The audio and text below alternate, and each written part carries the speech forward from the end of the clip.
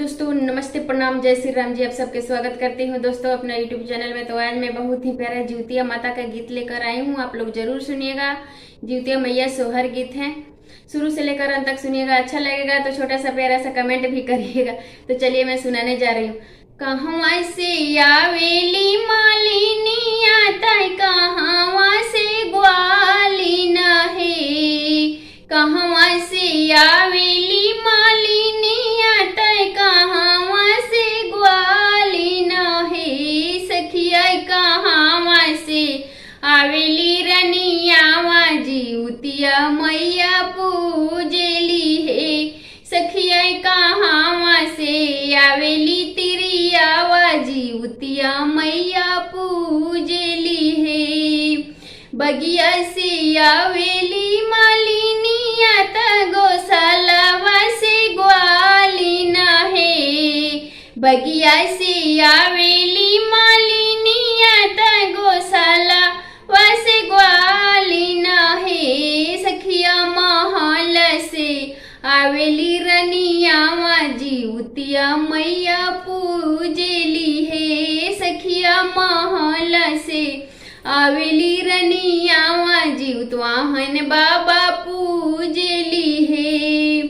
काले के आवेली मालिनी आता, काले के ग्वाली न है, काले के आवेली मालिनी आता, काले के ग्वाली न है, त सखिया काले के आवेली रनियावा जिउतवाहन बाबा पूजेली है, त सखिया काले के आवेली रनियावा जिउतवाहन बाबा पूजेली है।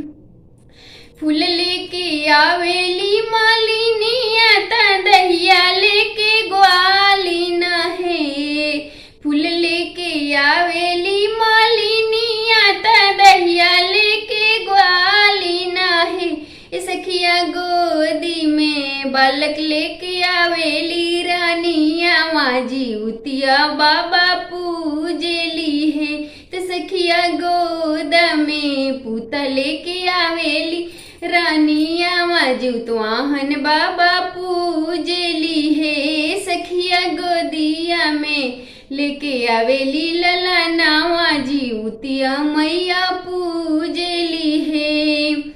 मैया के पूजी पूजावन जब घर जाएली है, रनिया निमी किनी हुरी पैया लागौ जिउतिया जब आशीष देहु है, पूजी न पजी रानी निमी किनी हुरी पैया लागेली है, जिउतिया मैया मुख दे तू हमके आशीषा वाला लनवा हमर खेलाई हो, जिउत बहन बाबा मुखवा से देती आशीषा वाला लनवा हमर जुग जुग जियस है, जिउत वाहन बाबा देती आशीषा वाला लनवा हमर अमर रहस हो, जिउत वाहन बाबा ललनवा हमर खेलाई हो, ललन